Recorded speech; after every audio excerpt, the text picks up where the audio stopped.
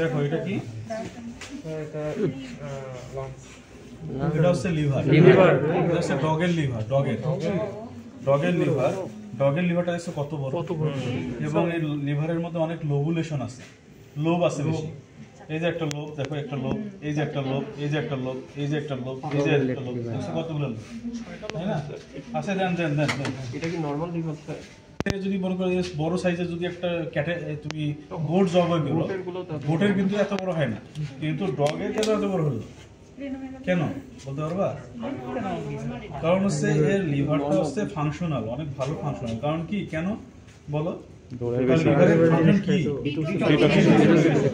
এখন এই ডগ দেখবা যে চাটা খায়, হ্যাঁ, এই জন্য এটার ফাংশনটাও বেশি হয়, ডিটক্সিফিকেশনে কাজ করে, তাহলে ফাংশন করতে হবে, যার কারণে এই লিভারের সাইজটা একটু বড় এবং লোবুলেশনের পরিমাণও বেশি। বুঝতে পারছো? লিভারের ফাংশনটা কিন্তু খুব ইম্পর্টেন্ট, লিভারের মেইন কয়েকটা ফাংশন আছে, এটা তোমরা দেখে নিবা। হ্যাঁ, আচ্ছা, তাহলে দেখো লিভার, এখন তো এটা তো বুঝতে পারলো এটা লিভারের মধ্যে অনেকগুলো লোবুলেশন আছে ডগের, এবং সাইজে অনেক বড়। এর কারণ হচ্ছে এরা হচ্ছে তোমার টক্সিক কিছু খাবারগুলো খায়, যেমন টক্সিক বা এটা কি ওয়েস্ট ম্যাটেরিয়াল সবচেয়ে বেশি খায়, বা ডিকম্পোস্ট কিছু জিনিসগুলো খায়। হ্যাঁ, যার কারণে বডির মধ্যে টক্সিক যদি প্রোডাকশন হয়, তাহলে এটা টক্সিসিটিটাকে কমায় দেয় ডিটক্সিফিকেশনের মাধ্যমে। ঠিক আছে, ডিটক্সিফিকেশনের মাধ্যমে এটা কমায় দেয়, কারণ লিভারের একটা ফাংশন হচ্ছে ডিটক্সিফিকেশন ফাংশন, তাই না? আচ্ছা, এখন আমরা লিভার দেখলাম, লিভারের মধ্যে আমরা অনেক গ্রোস অ্যানাটমিতে আগে পড়ছিলাম, লিভারের বিভিন্ন লোব পড়ছিলাম। হ্যাঁ, কোয়াড্রেট লোব, তারপরে হচ্ছে কি লেফট অ্যান্ড রাইট লোব, এগুলো পড়ছিলাম আমরা, এগুলো আমরা জানি। ডগের ক্ষেত্রে একটু ব্যতিক্রম, সেটা হচ্ছে কি, তোমাদের তো আমি বলছিলাম যে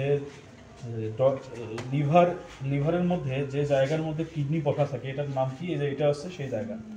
এটা কি, এটা এই জায়গাটাকে কোন লোব বলি আমরা? কোন লোবের সাথে ছিল মনে আছে তোমাদের? Chordate lobe. তাহলে এটা হচ্ছে কর্ডেট লোব। আর এই জায়গায় যে ডিপ্রেশনটা দেখতেছো, এটা হচ্ছে রেনাল ইমপ্রেশন বলি আমরা, renal impression, caudate lobe and renal impression. দেখছো? তারপরে হচ্ছে দেখো এই যে নিচের দিকে, এটা কিন্তু এটা হচ্ছে প্যারাইটাল সারফেস, এটা হচ্ছে ভিসারাল সারফেস। ঠিক আছে, প্যারাইটাল সারফেসটা দেখছো কিরকম? উত্তল, কনভেক্স, এটা হচ্ছে কনকেভ। আচ্ছা, তাহলে এটা কি বললাম, কি লোব বলছি? এটা কর্ডেট লোব। আর এটা কি বলছি? এখানে কিন্তু কোন কিডনি থাকবে? এখানে রাইট কিডনিটা এখানে বসে থাকে। হ্যাঁ, আচ্ছা, রাইট কিডনি বসে থাকে। ঠিক আছে, সেই জন্য এইটা হচ্ছে তোমার রাইট লোব। এই যে এই বড়টা হচ্ছে কি লোব? রাইট। আর এটা হচ্ছে লেফট। রাইট, এটাকে বলা হয় ডগের ক্ষেত্রে আবার রাইট এবং লেফট এইভাবে বলা যাবে না, কারণ কি এদের আবার আরো একটা করে সাব ডিভাইডেশন আছে, লোব আছে, এই জন্য এটাকে কি বলতে হয়? দেখো, এটা হচ্ছে কর্ডেট লোব, রেনাল ইমপ্রেশন। ঠিক আছে, আচ্ছা, আর এই প্রসেসটা, এই যে মাথাটা কর্ডেট প্রসেস বলি আমরা, কর্ডেট প্রসেস, এই প্রসেস, আর এই পুরো লোবটা হচ্ছে কর্ডেট লোব, আর এই প্রসেসটা হচ্ছে কর্ডেট প্রসেস। বুঝছো? আচ্ছা, আর এটা কি বললাম? রাইট এবং লেফট, কিন্তু এটা বলা যাবে না, বলতে হবে রাইট ল্যাটারাল। এই বড়টা দেখতেছো, এটা হচ্ছে রাইট ল্যাটারাল, লেফট বলা যাবে না। লেফট কি বলতে হবে? Left lateral, right lateral, left lateral. বুঝছো? এরপরে হচ্ছে দেখো, এই যে এটা দেখতেছো না, এই যে একটা লোব, এই যে এটা দেখো, কিন্তু এই যে এটা একটা লোব, এই যে দেখছো, এইটা লোবটা আবার আরেকটা ভাগ আছে, এই দেখো, এই দেখছো, এই যে একটা ঢুকে গেছে, ইনকমপ্লিট পার্টিশন হয়ে গেছে, তাই না? তার মানে এই যে এখান থেকে শুরু করে এই পর্যন্ত যেটা, এই লোবটা, এইটাকে বলা হয় কি বলবো তাহলে? বলো তো দেখি। না, ল্যাটারাল যদি হয়, ল্যাটারালের ভেতরের দিকে যদি থাকে, তাহলে এটা কি বলি? মিডিয়াল, তাই না? তাহলে বলতে হবে রাইট মিডিয়াল লোব। এটা হচ্ছে নাম হচ্ছে রাইট মিডিয়াল। তাহলে এইটা কি হবে? লেফট মিডিয়ালকে বলা হয় কোয়াড্রেট লোব। এই যে এটা হচ্ছে কোয়াড্রেট লোব। বুঝছো? তাহলে কি বললাম? একটা হচ্ছে এটা কোয়াড্রেট লোব, তারপরে হচ্ছে এটা প্রসেসটা কি? এটা রেনাল ইমপ্রেশন। আচ্ছা, এটা কি লোব? লেফট ল্যাটারাল, এটা রাইট ল্যাটারাল, এটা রাইট মিডিয়াল, লেফট মিডিয়াল, এটা আরেকটার নাম হচ্ছে কোয়াড্রেট। ঠিক আছে, বুঝছো? পেছনে সবসময় থাকা যাবে না। তোমাকে আমি সব ক্লাসে দেখি তুমি পেছনে থাকো কেন? তোমাকে তো সামনে থাকতে হবে, যেহেতু তুমি অনেক কিছু দেখা যায় যে ল্যাপস হয়ে যায় বা বুঝতে কষ্ট হয়, সামনে থাকতে হবে। ঠিক আছে, আর এই যে এটা কি?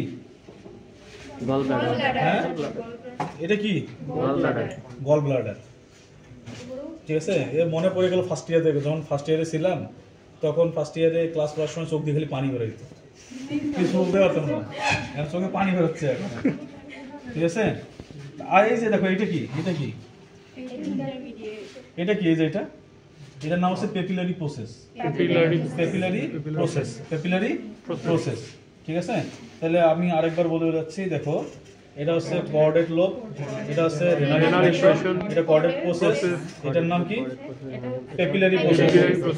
Right lateral, left lateral, right medial, left medial, quadrate. এটা হচ্ছে গল ব্লাডার। ঠিক আছে স্যার ওখানে স্যার বলছিলেন স্যার ওখানে রাইট কিডনি থাকে স্যার, কিন্তু স্যার ওই লোবটা তো হচ্ছে লেফট।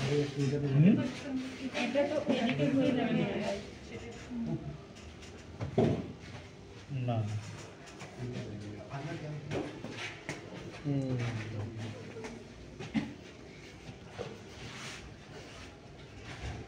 না, রাইট রাইট রাইট, এটা তো রাইট।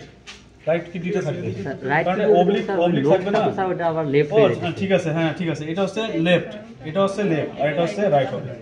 এটা হচ্ছে লেফট, এটা হচ্ছে রাইট। ঠিক আছে, বাকি সব সেম।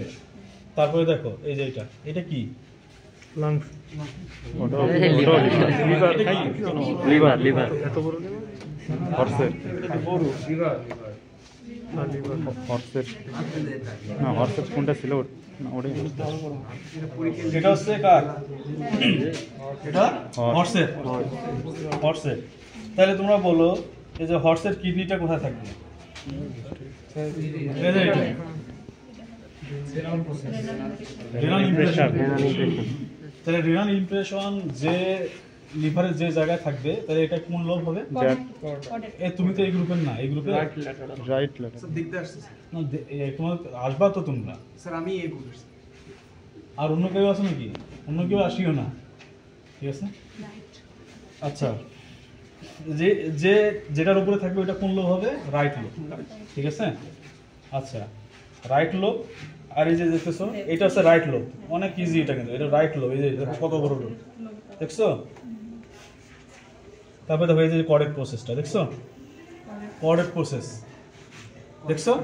এই যে কর্ডেট প্রসেস বা কর্ডেট লোব, আর এটা হচ্ছে রাইট লোব। তারপরে এটা কি লোব? এটা হচ্ছে লেফট লোব, লেফট। আর এই যে দেখো এটা কি? এখানে একটা ইন্টারেস্টিং জিনিস হর্সের, এটা মনে হয় তোমার ওই যাস, এই দেখো, এই যে এটা দেখো, দেখছো? এখানে কিছু ফিশার আছে বা নস আছে, নস বলি এটাকে আমরা।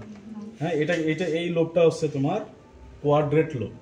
আর নস হচ্ছে কি? এটা রাউন্ড লিগামেন্ট থাকে না? তোমার লিভারের 7 ধরনের থাকে, লিগামেন্ট থাকে, তার মধ্যে একটা লিগামেন্ট হচ্ছে রাউন্ড লিগামেন্ট। এটা notch for the round ligament, notch for the round ligament.